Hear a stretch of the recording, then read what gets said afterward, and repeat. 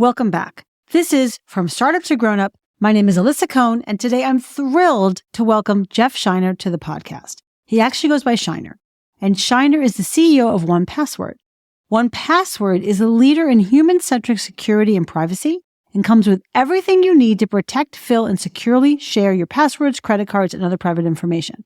Since joining in 2012, Scheiner has grown the company from 20 people to a 1,200 employee global organization with a $6.8 billion valuation.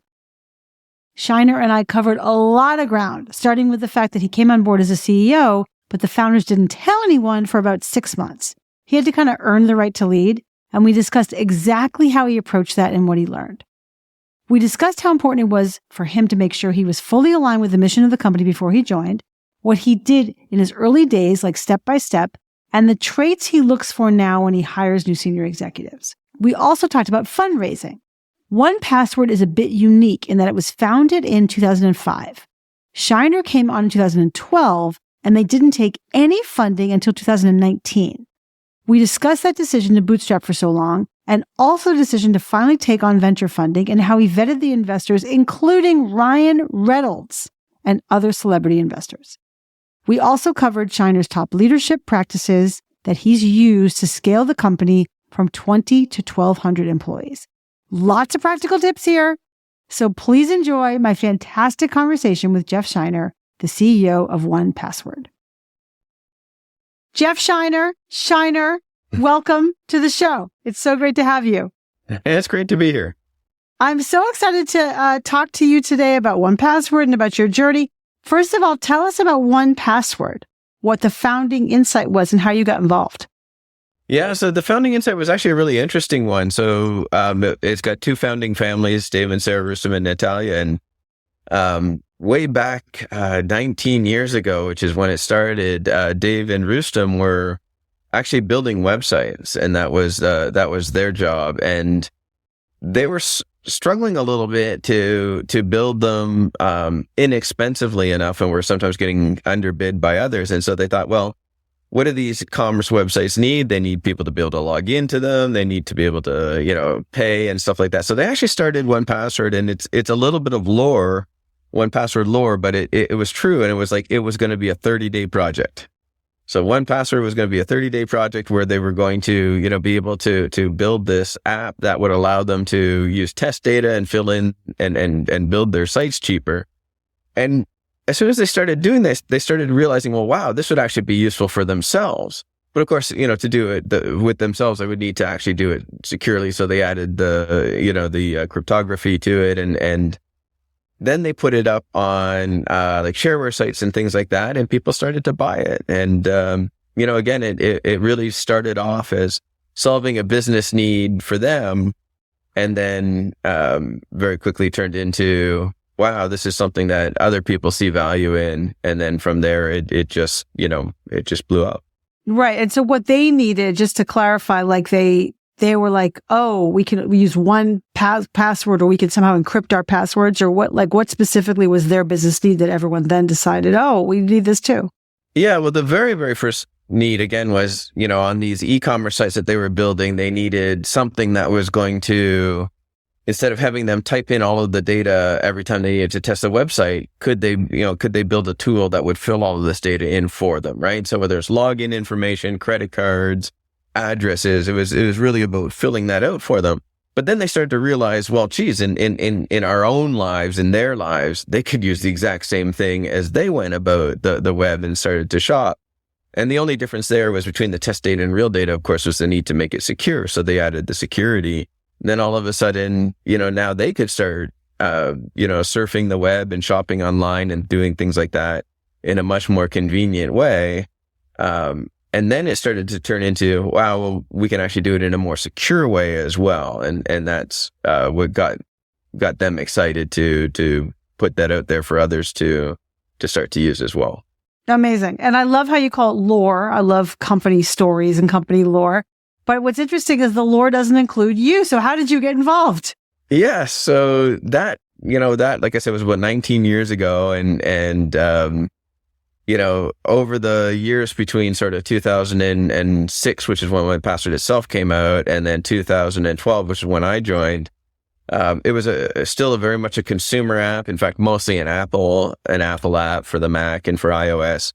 And the company started growing, and they hired their first employee, which was a big change. And Dave wrote about this on his blog post, but how scared I was to have an employee. And then eventually got up to roughly 20 people. And, Dave and Rustam want to build and innovate. They didn't want to lead a company.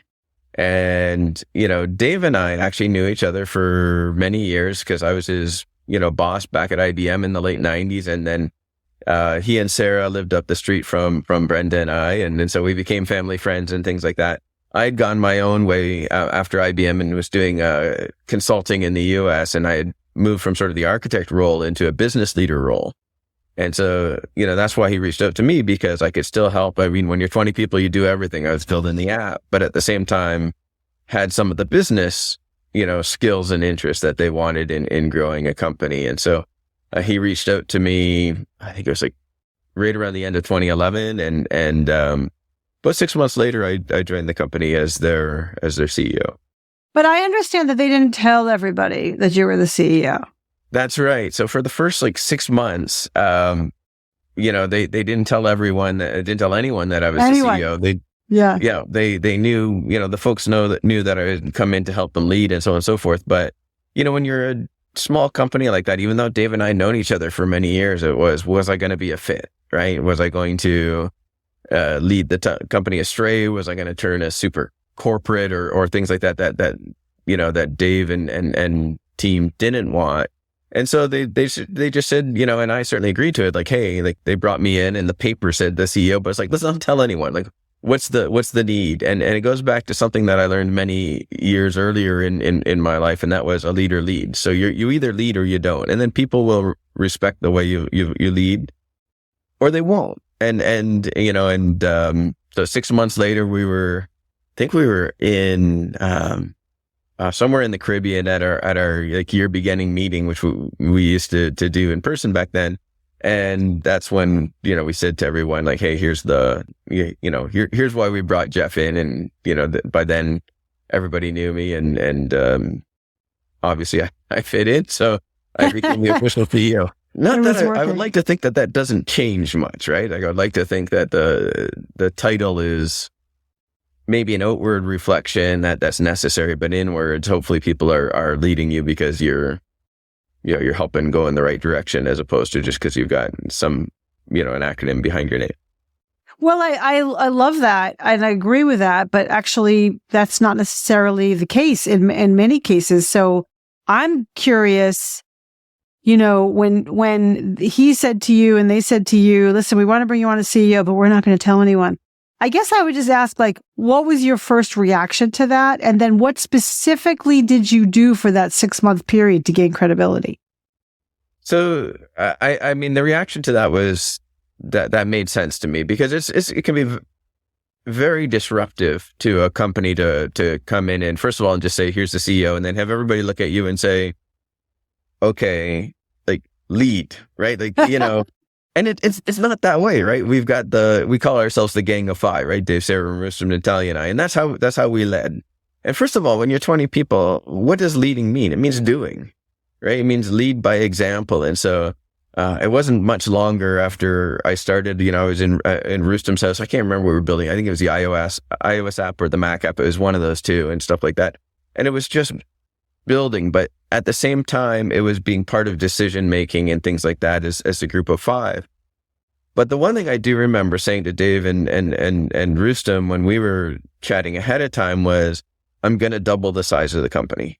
And that was sort of one of the bigger changes. So yeah, as part of what I did as I came on, was to hire and to start to grow the size of the company, in part because that's why they brought me on, is they were at that point of the growth of the company where it's getting a little bit too big to just treat growth in an ad hoc manner.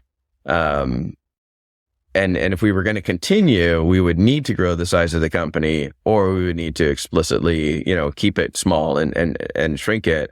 The decision was to grow. And so that was the other side of what I did, was really look at hiring, additional folks. But really at that point, I don't care what you call yourselves. Like, you just have to be part of the team. I remember when we were 20 people, we could get together in a circle and we could discuss what we were doing. And as we grew, maybe 40 people, 50 people, we tried to get everybody in a room and we couldn't fit in a circle. So we all sat around the edges and we called it a squircle because it was a square circle. It's just, part of it is just continuing to keep that company growing, but growing in a way that's meaningful and helpful, as opposed to just growing for the sake of size. Yeah. Well, there's a lot to unpack there. I mean, I appreciate that you came on, and it sounds like it was clear to you that the best way to lead, whatever they called you, right? But the best way to kind of win with this group was to sort of organically fit in with the co-founders, with the gang of five, and to make sure that relationship was working and that you all were kind of simpatico and aligned on decisions. Is that fair to say? Yeah. Again, it's that combination of do you fit in the culture? Like, whenever you bring on a leader, I get that companies say, hey, we have a culture and we bring people on into that culture. And that's true to a certain extent.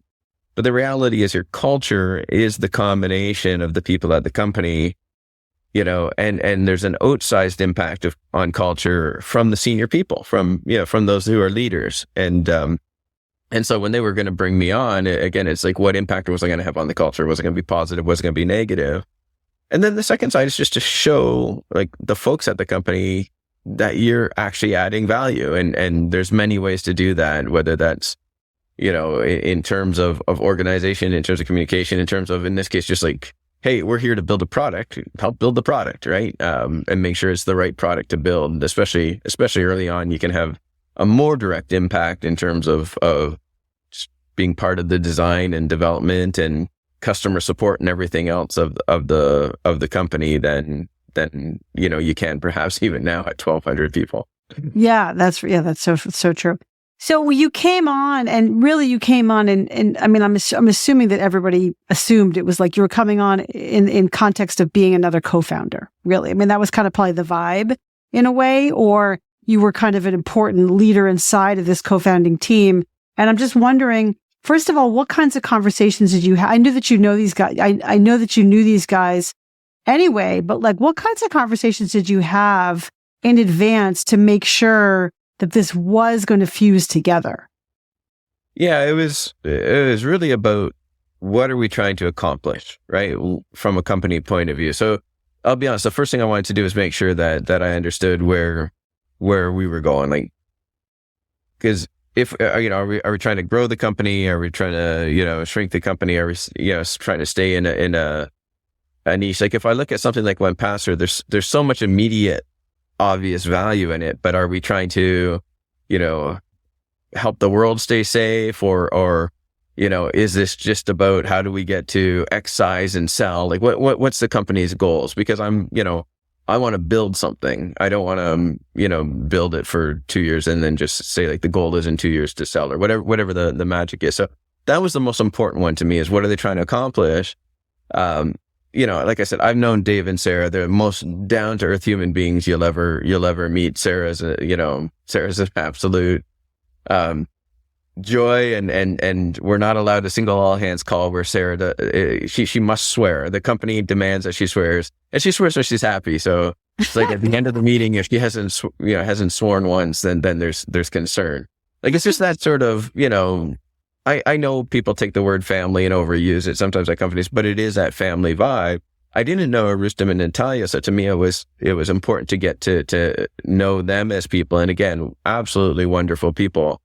As we grew, and started to eventually need titles and stuff like that, I remember, saying that Dave and Rustam, who were the two at the time that were the most active, like, Dave was the heart and soul, and Rustam was the brain and vision, and Sarah was the minister of magic. And it was like, it was those sorts of roles. And I think that shows,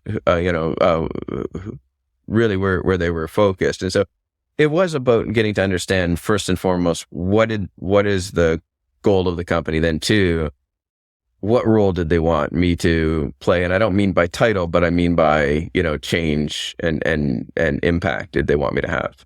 Right.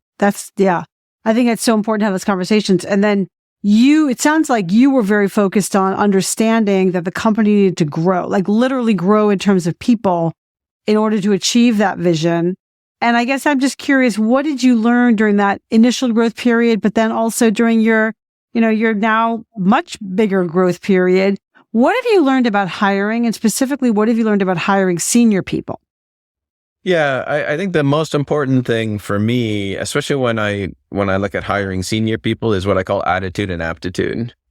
You know, I like to say, and I think it's true, like everybody I hire is smarter than me, but it's 100% true in terms of if we look at a role specific, right? So I'll look at Jeannie as an example. Jeannie was my first executive hire as my CFO. I mean, she knows orders of magnitude more than I ever even want to know about, the finance role. And so when I look at it, it's less about me trying to go and challenge her to see if she understands the CFO-ness. That's what background checks and stuff are for. What I want to know is she going to add positively to the culture of 1Password? Because it will change, right? It will change when you bring in somebody. And she's been the most wonderful human to bring in to us as a company. And she's absolutely positively changed the culture of 1Password. And that's what's most important, is to try and understand ahead of time what I call attitude and aptitude, right? And the second side of aptitude, because the attitude I think is really important from culture. The aptitude, it comes down to, they may be great people and they may be great additions to the culture, but they may not be a fit for where we are as a company. And we've seen some of that where, at a company, I would say of our size and certainly under, you need people who are going to, be on the ground doing, right? And I understand some of the most experienced, extraordinarily talented people are out there, but they may have been at companies that are too large for too long and things like that. And they may have, lost some of that, boots on the ground experience, or that may not be what they're looking for. And so you have to be careful not to hire, somebody who's been away from, the real doing for too long, unless they're really just like gung-ho to get back into it, because that can just turn out to be something where great people, just not a fit for the company. Yeah, great people with great pedigree. So many of my clients will, sort of say, well, they worked at LinkedIn or they worked at Facebook or Google or whatever, and kind of fall in love with the resume, but not understand, to your point, like what's needed right now in this role. Like, do you need a player coach? Do you need someone more strategic? Do you need, someone who's going to be an excellent people manager? And it's really their pedigree is kind of beside the point. I think it's so important to really look. And I guess I would ask you, how did you actually look, and how do you now look to make sure that this is the right person at the right stage for your company? Yeah. And I don't think it's look. I mean, you just have to talk to them. You just flat out have to talk to them. And so when we hire senior people, I'm sure they're probably sick of how many interviews we put them through in a way, because, we do put them through quite a bit. Probably half the ELT, like our C-suite, talks to them. I talk to them multiple times. Katya, who's our chief people officer, talks to them multiple times. If they're in a senior enough role, we even have our two key investors and the founding group talk to them. And it may not all be individually, but just everybody's got a different point of view of what they're looking to understand from that person. And it's that combination, I think, that's important. Any one person, I think to a certain extent, any one person can have the, what I call executive footprint in the forehead and say, no, this person won't, just won't do. Which is rare. Usually, we're all sort of like yes or no.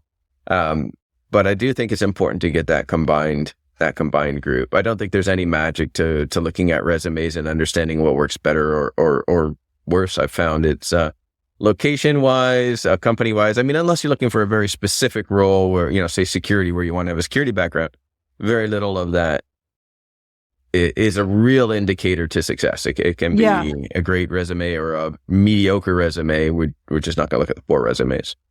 Right, totally. But what's a mistake that you maybe made, you and the team made about, sort of hiring either someone senior or, not even so senior, that you kind of learned from, that you then kind of baked into your process? Yeah, I mean, I know it's probably the same answer everybody gives, but it's so true. And that's just not deciding quickly enough. It's not working out. Yes. That's, it's just so true. And it hurts both parties. It's something that I hate doing, right? But you don't want to ever get to where you don't hate it. Like, you don't want to be that person, right? But it's so necessary because it helps the company in such a positive way when you make that decision. And that doesn't mean the person has to even be, horrible at their job or anything. In some cases, it's just the combination of subtleties that just mean it's not working and it's adding friction to the system. And I think that's the challenge, right? I think if people look at it and say, hey, this person is putting boulders on the road, that's an obvious one. And that's where you make the decision fairly quickly, right? But sometimes it's just that, it's just that, I don't know, the analogy would be they're leaving, big grains of sand behind, right? All wherever they go. Because the person that drops a boulder once in a while is sometimes far less of a problem than the person who's just always sort of making your path gritty, right? Like, it's just, I don't know where that analogy came from. Brenda and I, my wife and I have been talking about getting our driveway paved, so that's probably why. But but I love that. That is the challenge. Is sometimes it's not the obvious. There's nothing where it's like, yep, you did X, off you go. It's just here. It's just causing friction. Yeah, causing friction. Now, one thing that 1Password did for a number of years, if I'm not mistaken, you tell me, 14 years, you bootstrapped the business. And I guess I'm just curious, was that a conscious decision? Tell us about the nature of why you decided not to take outside investors for a long time. Yeah, I mean, at the outset, Dave, Sarah, Rustam, Natalia. Now, Sarah in particular is she's the one that's going to keep us on track, in the early years financially. That, and she and her potty mouth. Her potty mouth, yes. Only when she's happy. The thing with Sarah is like, again, like the four of them found it's a typical, they were living out of their parents' houses, starting up this company. And, I think at the very initial years, to be completely honest, and perhaps because they, we're out of Ontario, I think they're out of actually St. Thomas and Toronto, didn't realize that you could probably get investment, or didn't realize that was a path to go down at the very beginning. And so you have to use your own money, right? Like it matters. Like, even 13, 14 years on when we'd grown the company, like we'd pay ourselves if there was profit, right? And so all of a sudden that matters. And, so for the early years, it was out of necessity. But as we continued to grow, we were fortunate in that the way we grew the business, it was very much of, we're going to be very thoughtful about this. So I would say like one of the biggest changes was in 2014. And in 2014, I said, hey, we're going to go and build a B2B app, and we're going to build a SaaS app. We didn't have either of those at the time. And we wanted to have it a SaaS app so we could offer things for families instead of just individuals. And then we wanted to do the business app because I saw a real opportunity there. Well, this was going to be a huge expense. It took us ultimately 2 years to build this. We had to hire a whole bunch of developers and a bunch of, people that knew infrastructure and stuff like that. And so we had to save for it ahead of time and make sure that we had the opportunity to see that through. And you have to take some of those bets. And so it's a little bit like running your household. All of a sudden that really matters. And you think about things like, do we need the big fancy office? No, we don't need the big fancy office, right? What do we need? Really good developers and designers and customer support. And, it's the people. And that's where we spent the time, focus, and money. And then the learnings really came from our customers. They will tell you what's good. They will tell you what's not. And so, I would say I waited too long before taking funding.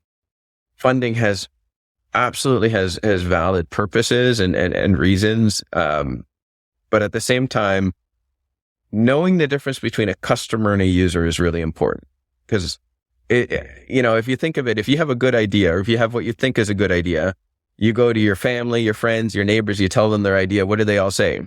What a brilliant idea. You're so great. You're so smart. You're so great. It's so absolutely. You're so handsome. Yeah.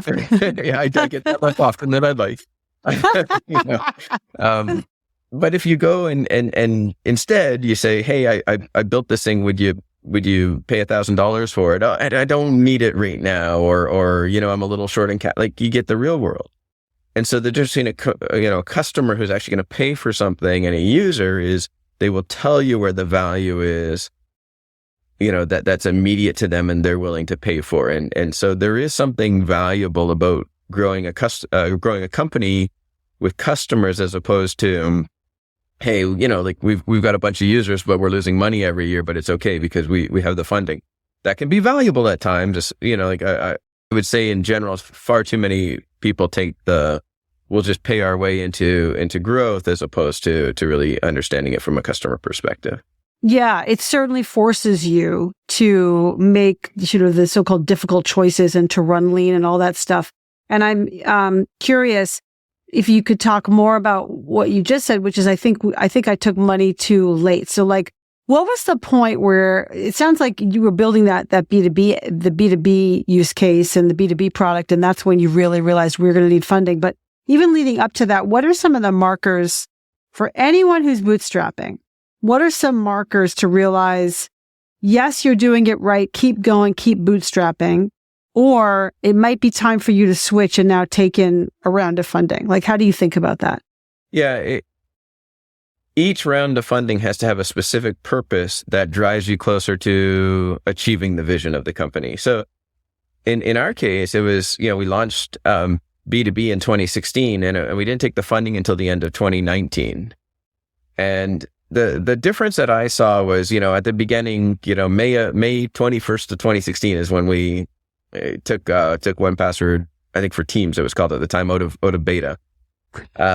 And it sort of hockey sticked our growth from a B2B point of view. And we started getting quite a few customers. And our company was half engineers and half customer support. Build a good product, support the heck out of your customers. That's how we grew.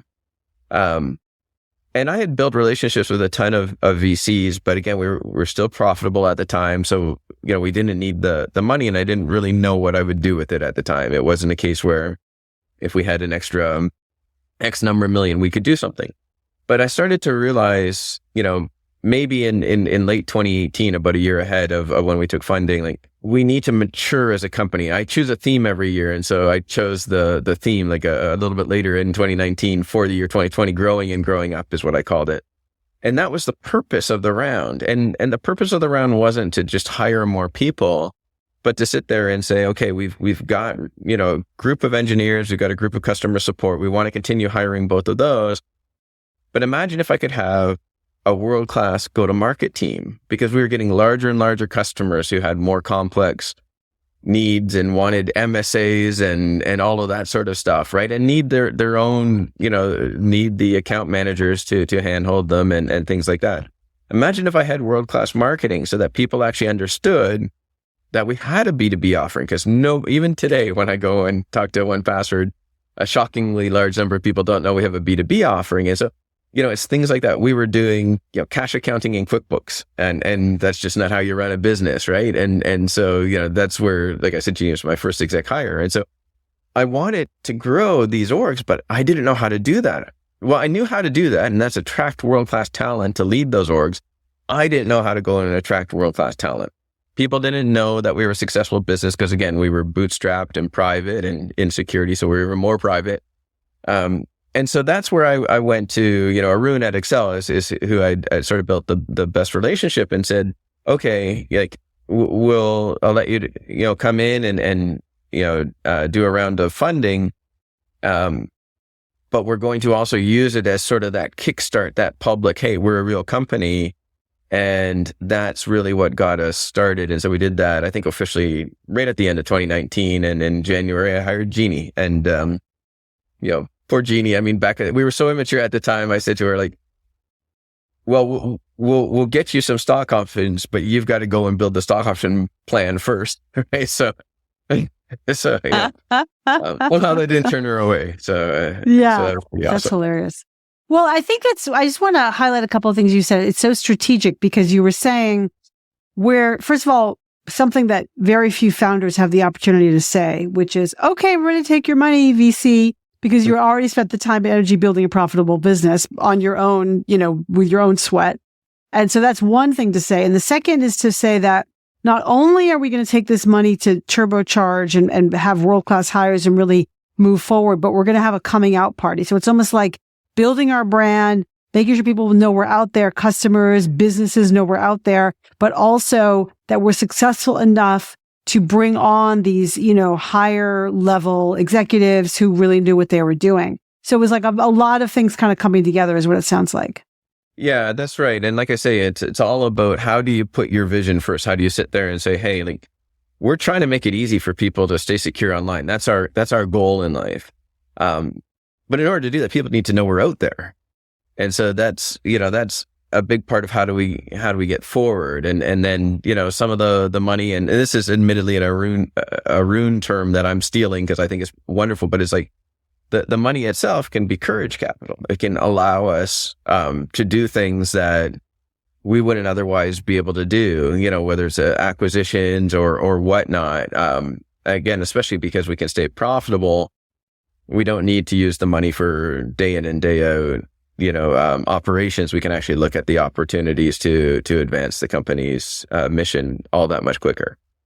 Yeah. I just also want to notice that, like, the way you're thinking about this is not the way startups, let's say, were thinking about these kinds of things in that time period, sort of the late 20-teens or whatever into 2020 and 2021, in the sense that you were really focused on building organically and not, as you said, attracting users and getting footprint, really focusing on earning customers. And I'm just curious, you were born in Waterloo. Your company was born in Waterloo and not Silicon Valley. And I'm just curious if there was maybe a cultural difference that allowed you to build and to think about the company in that kind of a way. Like, how did the influence of place, or did place have an influence on the way you all thought about it? Definitely, I think it did. And I don't think there's necessarily a right or wrong in either approach, to be clear. I think both approaches have their different advantages. But I like to say, in order to have a business, you need to have two things. You need to have the innovation, but you need to have an actual customer. You need to actually know where the value is that people will pay for. And both those things have to come together. Being out here in I went to University of Waterloo, and Dave and Sarah out in St. Thomas, which is just a couple hours south, and Rustam and Natalia a couple hours north in Toronto.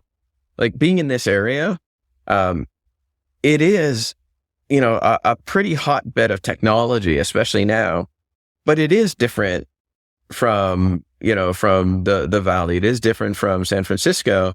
And because of that, there are fewer options, even back then, I would say fewer options for VCs than in San Francisco, and a slightly different focus from the innovators. And I do think it's positive. There are now more and more of the Velocity at University of Waterloo as an accelerator and things like that can help these companies. So it is continuing to change, I think, in a positive way, in that these companies can help be brought forward. But I think there's still, I'd say, a slightly more challenging time getting funding out here, which I think is a positive. It does make you understand. I got asked, I was at the University of Western, and I like to talk to the kids. I'm 56, they're kids to me. To the kids there who are starting up their own companies. This is the TechX, so their accelerator program. And I remember the one, the one person there asked me, and she asked me, like, how do you know if you have the $1 billion idea? And I said, well, I don't know that that there's such a thing as quote unquote $1 billion idea, but there's definitely billion-dollar problems. And I say, so if you can focus on a problem, and a problem that people are willing to, pay to help solve, and if you have an idea on how to then solve that problem, then you've got something. Because that problem, if it's $1 billion problem, somebody's going to make, or a combination of people make $1 billion. And then you just have to figure out if that's going to be, if that's going to be you. And I think it's that same focus of are we solving a business problem first and foremost, or do we just have an idea? And that to me kind of goes hand in hand with that user versus customer discussion. I love that. I think it's so important, and also I think methodical in your approach. And I really appreciate that. I'm curious. I mean, as we've been talking about funding and bringing on funding, someone you didn't mention is Ryan Reynolds, who I think is one of your investors. I mean, does everybody ask you to tell them a Ryan Reynolds story, or just me? Ryan Reynolds is Ryan Reynolds is absolutely everywhere these days, which is,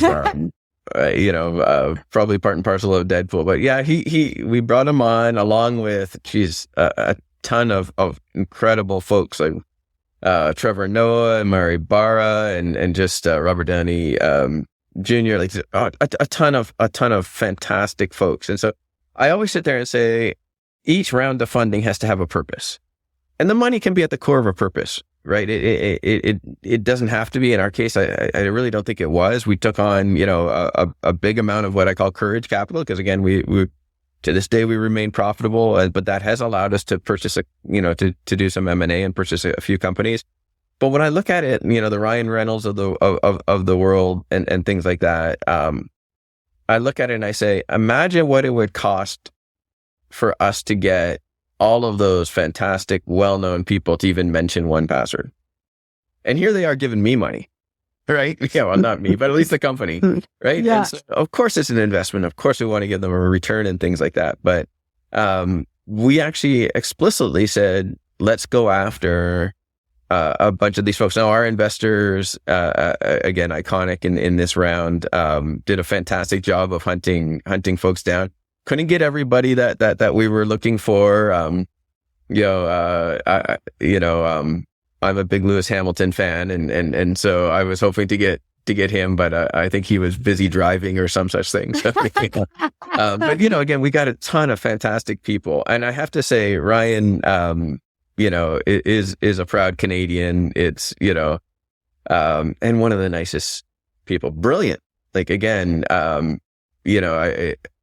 as a human being, he is as nice, one-on-one as he is, as he appears to be in the press. And it's a fantastic human being, but also a proud Canadian. So we were super excited for that reason alone to have him on board. But it really, the goal behind that was, how do I get the average person to know who 1Password is?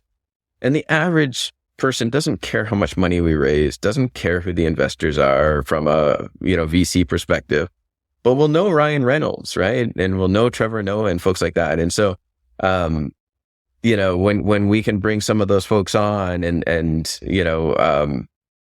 mention them as investors, it allows us to reach a lot more of the average people that are outside of our sort of tech community that also need to stay safe online. And that was the ultimate main reason. Yeah. I love that. And I think it's so, again, very strategic. And I feel like the way you think about the different funding rounds is kind of, what is the purpose of this, is an important lesson for all founders to take into account. Is there other advice that you have for founders, for CEOs, as they think about fundraising? Any other just advice come to mind? Yeah, I mean, look, we've been in a very fortunate position because we've been profitable. So we've been able to certainly be in control of our own destiny. And that to me is the key. The investors, it's a marriage, right? And so when I look at it, I have a fantastic relationship with Arun, with Will, with Anushka. Like those are the three main investors that I talk to. They're investors, so they're not operators. And so you have to understand what is the value they bring. The value they bring is, they know absolutely everybody. That's just their role. But they also deal with tons of companies that are just like my own, right? And I remember even the very first round with Excel, it was it was about talking to him, and he didn't just bring me and sit there and tell me all about Excel. He just brought me to a bunch of different companies that they had invested in to talk to the different people and say, hey, go talk to Mike and Scott from Atlassian, go talk to Slack. But it was fantastic because it was, here's the relationship he has with them. Here's what they can do for those companies. And that's how we leverage them. So it really is that marriage. And so it's not just who brings you the most money or the easiest terms. Terms matter, but it's who's going to continue to add value long past that date that you get that check. Definitely. And you've now spent, the time and energy and the money and the resources building your company. You have 1,200 employees now. Is that right? Yeah. So we're over 1,200. It's a little ridiculous. Yeah. Starting with us 20 people all fitting in a circle in the room. Yeah. We need a big room. Need a bigger room. Yeah. So what kinds of management practices do you find most helpful in keeping people aligned? And what are some of your success stories, and what are the mistakes you've made as you really try, as this company's grown exponentially, trying to keep people on the same page moving forward? Yeah. It's communication, and the bigger, I would say the biggest thing I've learned is the bigger the company, the smaller the number of goals you can set at a company level. And so, when I look at it, we've tried and we still run OKRs and things like that. And that's been some of our biggest sources of mistakes and stuff like that. But at the same time, it has value. But, last year, for instance, we just said, like, at a company level, here's the 4 themes that we're focused on. Right. And the 4 themes for us, one was just, enterprise password manager, just password manager. Like, hey, we're a password manager. That's what we do. Continue to build it, continue to listen to our customers, continue to make it better. The second theme was usability. Sometimes I like to say externally, hey, 1Password is so easy to use. And internally, man, we're so hard to use. It's like, you need to have that attitude, right? You need to have that. How do we make it Angry Birds easy? Because level 1 of Angry Birds, right? You got a 3-stick house and an infinite number of birds. You can't fail the level. You know how to play the game.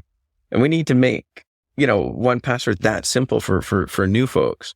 And then, for me, it's like growth at scale comes with new markets and new products. And so the market for us is MSP, which is a managed service provider. So think of it as a company that's going to do the technology for many small companies. So that was a new market we're just launching. And then the new product, which is extended access management. So those were the 4 themes, 1,200 people, 4 themes. And, sure, like, we're doing 100 different things, but if we try and say 10, nobody can remember 10. Even 4 is probably one more than you can reasonably do. And so it's, how do you simplify the message so that people understand, where we're going, how we're trying to achieve the vision, as opposed to trying to understand the details of each. And then you can have a whole bunch of lunch and learns and a bunch of things like that for those who are interested in learning the details, but it's the themes. And so a few years ago, when we were probably 500-600 people, I started with OKRs for the first time, right? Objectives and key results, right? Every company's got to try it at least once, I feel. And boy, have we made mistake after mistake after mistake. And I would say we're probably about 90% of the way there to making them effective.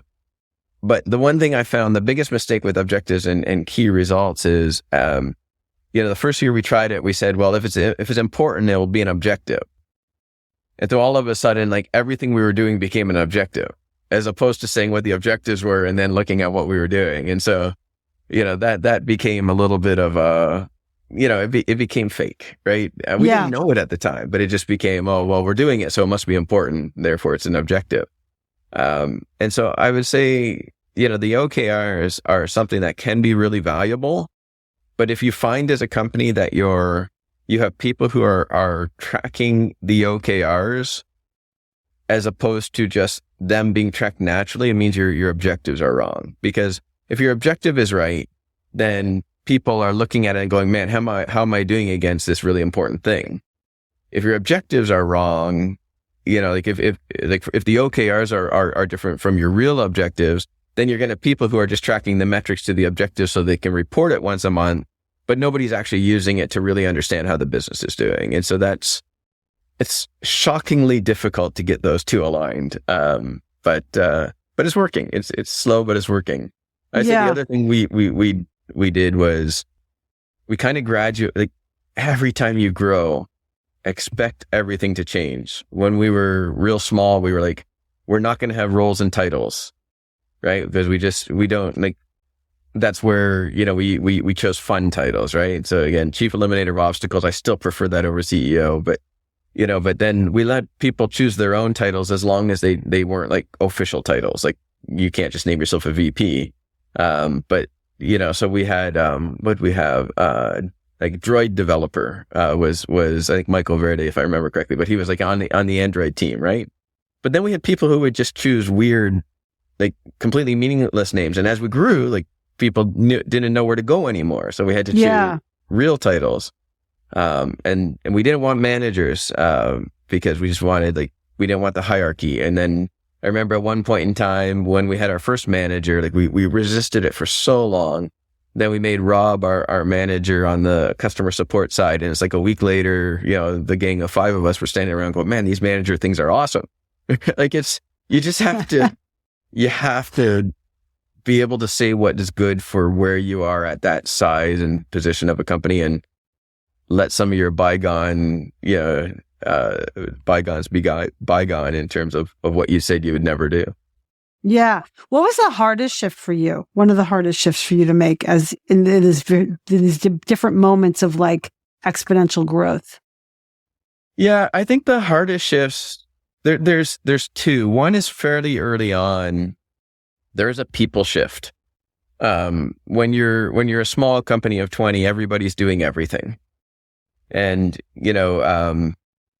I was developing the product, something I'm sure our engineers are happy I'm no longer doing, but you have certain people that have helped you so tremendously on the early days. And, as the company gets bigger and now instead of people doing everything, it tends to be more, now you have like the world-class designers who that's what they want to do. They want to design, right? And they're awesome at it. And the people that want to help the customers in customer success and support, and that's what they're awesome at. And so you lose a little bit of the opportunity to do everything. But there's some people who that's what they want to do. They want to be at a small company. They want to work on everything, get all of those different opportunities. And then all of a sudden the company's outgrowing them. And these are the people that in many cases have been the most valuable to your success. And so you try and keep them happy. You try and keep they and we are thinking we're doing what's right for them. Whereas again, that's I don't want to say fail fast, because in that case it's like not a failure. It's just, you need to recognize, like that time's past. Like you would be happier at a different company that's smaller again, and we'll be super sad to see you go as a human. But we'll all be in a better place. And that's tough, right? There's some people, quite a few people that we've have that are now have been with us 10, 12, like 15, 16 years. It's unbelievable. And those are the folks that have done have enjoyed, I'm going to speak for them, and I hope I'm right, but have enjoyed, moving to more particular roles, or in many cases have actually grown up in leadership with us as well. But there is that early set of folks that some of them, what they want to do the most is just stay as a small company and do all of that. And it's sad, and it's hard to make that change. Yeah. It must be hard to discern too, because I think what people don't always know themselves, right? So then they're like, it's not good. The company's changing too much. We're too corporate. I don't get a say, or I have something to add here. No one's taking my opinion into account, or whatever. I feel like those are some of the markers, but really those are symptoms. But really the problem is that this is no longer the right environment for either of us. And I'm just curious, have you experienced that? Yeah, absolutely. And I'm certainly not going to name names, but there's been a few people, the one in particular I remember, and, ultimately, he left on very good terms, but it went too far. And to your point, like the change isn't dramatic and instant, right? Like if all of a sudden on a Tuesday we tripled our size, it would be easier for people to say, oh, I'm not liking this, new us, but it seems gradual, and the company's having success and everything is positive, and yet, certain individuals and again, many people are thrilled by that, and there's new opportunities and new challenges, but then, there's that one person I think who's, trying to figure out why they're not as excited about this as everybody else, right? And what I find is a kind of a key marker is you put them in like 3 different roles, like 3 or 4 different roles over the space of, say, whatever, a month 6 months or a year. And, it might be, well, try a leadership role. Well, they didn't really like that, or they didn't work out, and try this role and try, because they're trying to find, their position at this, new us. And, in some cases, that's not what they want. And to your point, like it's not like they know it instantly, because it's not like the company just changed overnight. It's not like we know it. We're just, we're all trying to work together to find out what works. And for some folks, that's not going to be the case. I think that's going to be the true even from now, from 1,200 to say 10,000 or whatever so that takes a while. But but it's going to be the same thing, right? When all of a sudden, like all hands calls, aren't all hands calls, and so, I'm sure there will be the next set of changes and challenges. Yeah, totally. In this period, as the company has grown, and now that you've broken the news that you're getting to 10,000, maybe no time soon, but at some point, how would you say you've changed as a leader? My role has just changed dramatically. When you're 20 people or even 100 people, like my role is to a certain extent be viewed as the like, I hate to say the smartest person in the room. I don't, but like that's what the Gang of Five are. Like we're gonna be like, this is where we're going, and this is why, and this is how we're gonna do it, and like you work with your teams and all of that, but that you do that. And I find now, my role is certainly gotten a lot more external than it ever was before. But I would say the biggest impact and the biggest role I play is to make sure that we as a company are going, towards that North Star. And I now need all of my execs and their leaders in that to actually determine how to get there and the right direction to, like, that, not the right direction to go, but the right way to get there and all of that. And so it's not, if I'm the smartest person in the room, I think we're in trouble, again, whether that's finance, whether it's engineering, whether that's, design, whether it's go to market, all of these things. But what I have to do is I have to keep my eye squarely focused on, this is the North Star that we're heading towards, because it's never, you're never going 90% off kilter. What you're doing is you're going 1 or 2% off, and then going 1 or 2% off of that, 1 or 2 off of that. And then all of a sudden you're going, 15 degrees off of where you need to go.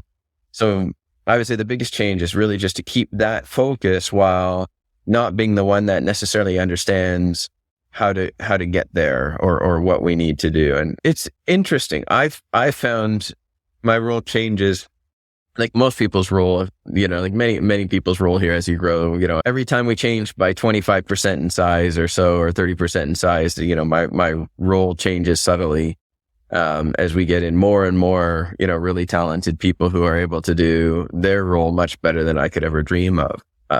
So it's been fun because I enjoy the challenges. Well, I mean, and I think it really pushes you, right? It really challenges you. I guess I'm curious, Shiner, what are some of the things that you would say that you're working on, that you're developing in yourself to make you a better leader, or professional, or executive, or what kinds of things are on your kind of like development roadmap? Yeah, one thing that I'm not good at is I'm very much focused on what can we continue to do better. So I'm a fairly neutral, or whatever the right word is, neutral person from an emotion point of view. I don't get too excited. I don't get too down or anything like that. But I do tend to focus too much on, like, if we'll have just finished something, it's like, great, what's next? And I have to step back and just celebrate what we've accomplished sometimes. And that's not in my fibers. That's not who I am. But I do recognize, that what that can lead to is people always feeling like you're dissatisfied when I'm not at all. That's just, I'm just always looking forward as opposed to, looking backwards. And so, part of that, you start to realize like that can be, like, it's important for me to look forward. That's got to be my role, but it's important for us to celebrate the wins we've got and celebrate the achievements we've made so that the company understands like, hey, like, I am proud. And as a company, we're proud of what we're accomplishing and things like that.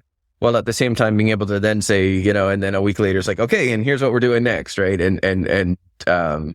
So that's one of the big things that I want to continue to improve on. Now, happily, we've hired, Jen and a couple of others to help with communication. So I can have them, remind me, hey, like you should probably just celebrate the fact that, we just had, awesome announcements on our Black Hat and stuff like that. I'm like, oh, yes. What a brilliant idea. Like, let's do that. That's the nice thing about having smart people around me. Yes, for sure. Capable people. That's really great. Now I want to switch gears to this topic that I find so fascinating. Is it accurate that you have a farm, that you're a farmer? It is accurate to say I have a farm. Yeah. Tell us about your farm. I'm not sure it's accurate to say I'm a farmer yet. So we do have a farm. We don't live on the farm, but we've got a 102-acre farm, and it does have a real farmer that farms the land, and we rotate between corn, soybean, and wheat.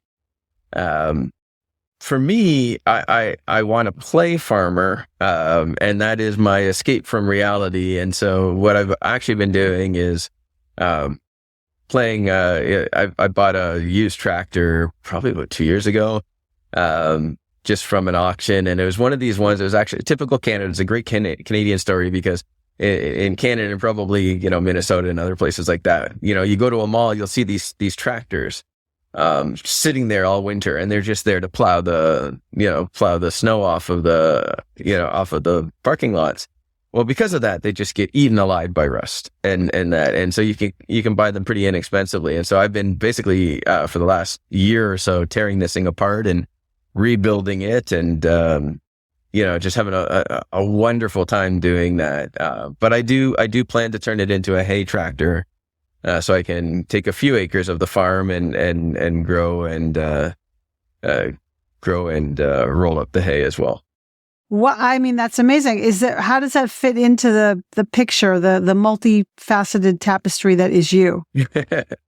That is my escape. That is my escape from reality. So I go there. I try and go there an hour a day when I'm in Toronto. I travel a ton, so it's not always possible, but I try and spend an hour a day. It's about 10, 15 minutes away from the house. And I just go there. I go there on my own. And I just, it takes a lot of learning. I didn't grow up on farms or anything like that. So, just spending a bunch of time there, but it's my way of just forgetting about stress. I don't put any timelines on it. It will take as long as it takes. And using my hand, I come home completely dirty and run for the fast orange hand cleaner and stuff like that. But it's how I just escape reality for an hour and just clear my brain a bit of the stresses of work. And it's very important to me in that regard.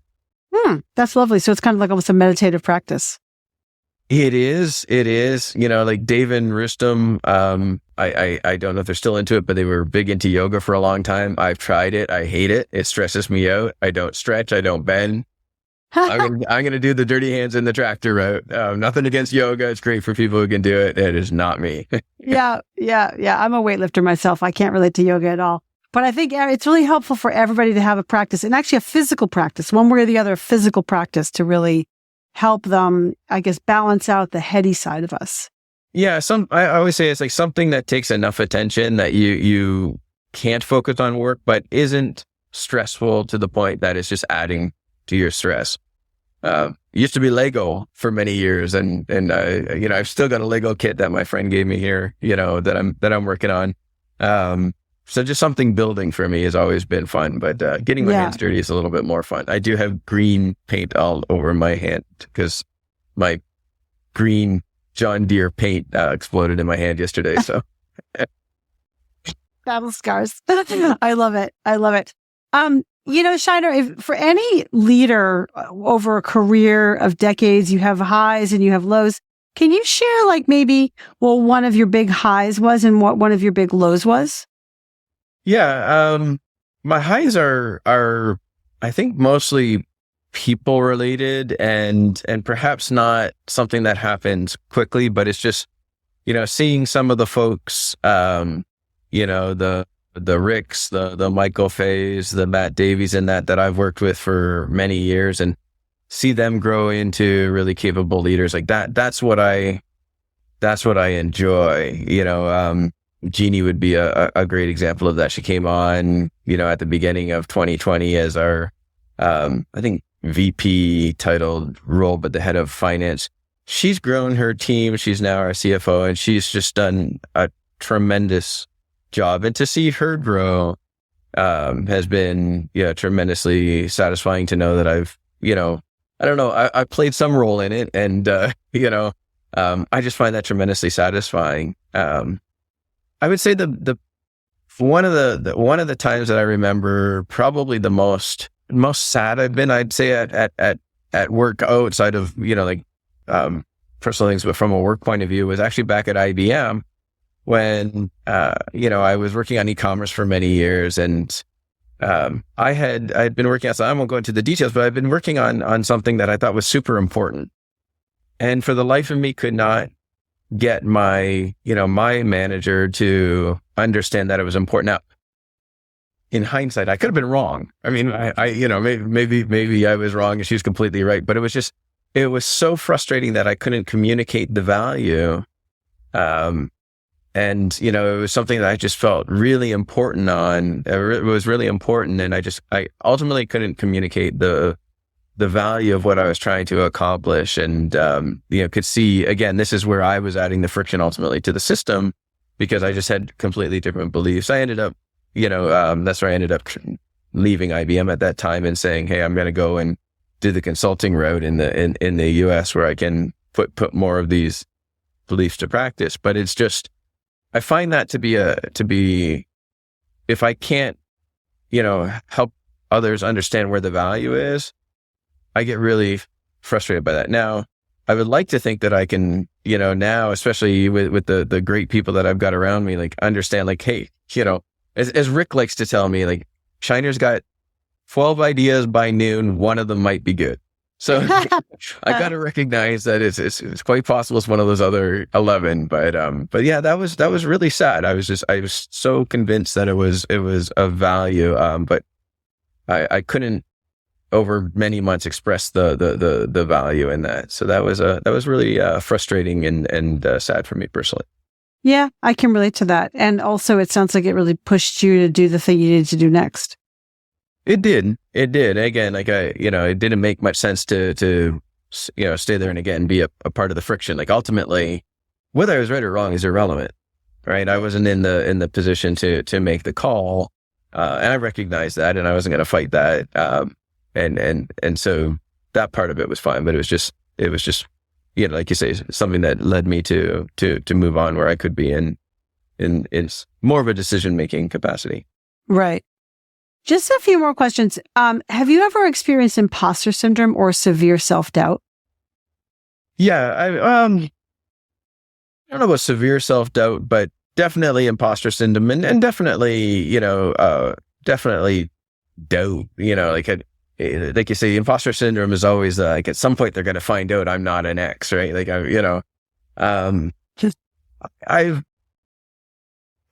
wouldn't say I've overcome that, but I've started to realize, like it's all about doing the things you don't know how to do. That's how you grow. And I, again, it's the tractor. I have no idea how to, fix a tractor. I've never been a mechanic. I've never, gone for education, formal or otherwise. And yet I've pretty much torn the tractor apart and rebuilt it and it actually still runs. And it's just, it's just learning. And so I do think imposter syndrome is there. And it certainly was, maybe I'm just getting old, but it certainly was there for many years because I'm a developer. That's what I do, right? I code. I haven't coded in years now, but here I am, on live TV and podcasts and who am I to do that? And I'm leading a team where, I've got everything from the people to the legal to the sale. I don't know anything about half of those. You do see that. And I think the guidance or the advice I would get to everyone is, give yourself that sense of ability, believe that you're going to be able to do it, but then be honest with yourself in terms of the results. Because if the results are crap, maybe that's not an area of strength for you. So I do, there was a great conference, a great talk by Don Melton, who is the founder of WebKit. And he said that great things are done by a combination of ignorance and hubris. Because if you knew how hard it was, you'd never try it. And then you just have to have sort of the hubris of my son's 24 and it's, he's just starting to recognize that he doesn't know everything. But, you go from whatever it is, 18 to 21 or whatever those ages are where you know absolutely everything. And that's the hubris you need. So it's true. You should probably temper the hubris, but, it's that sort of attitude you have to go into things with. That's so great. And what do you wish you had known earlier on your journey? Oh my. I guess it really is the importance. Two things: a good and a positive and a negative. The positive, I think, is just get those smart people. I think when you're earlier on in your career, you can be a bit threatened by the really capable people, right? Especially those that you put in a leadership role that know more than you in their particular topics and things like that. Live with that.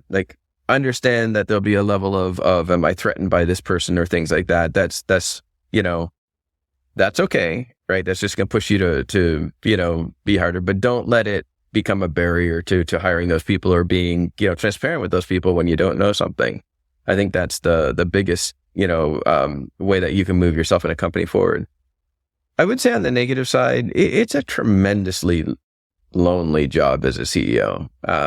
Doesn't mean you can't build good relationships with the people that I have, but there is still that power imbalance and things like that.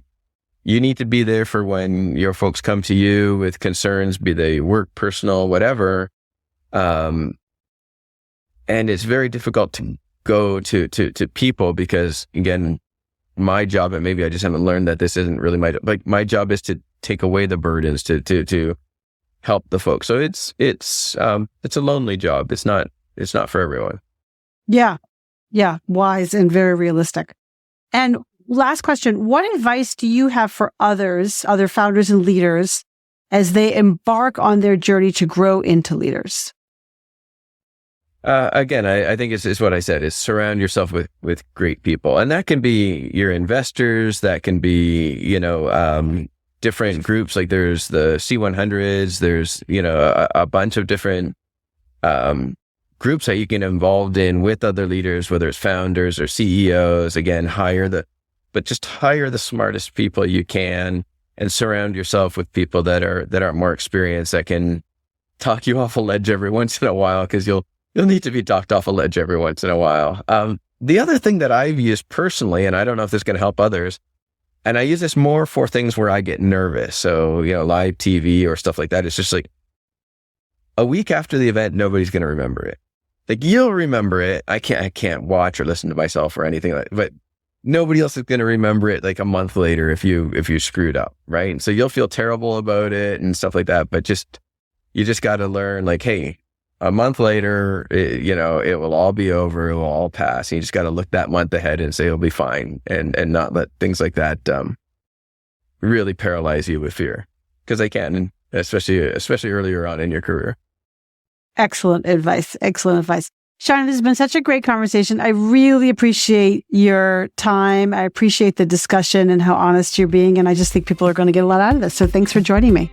It's been a lot of fun. Thanks for listening to From Startup to Grown Up. If you like what you heard, give it a review on Apple Podcasts so other people can find it. And if you know of a founder or someone else who is meant to be on this podcast, drop me a line through my website, alyssacohn.com.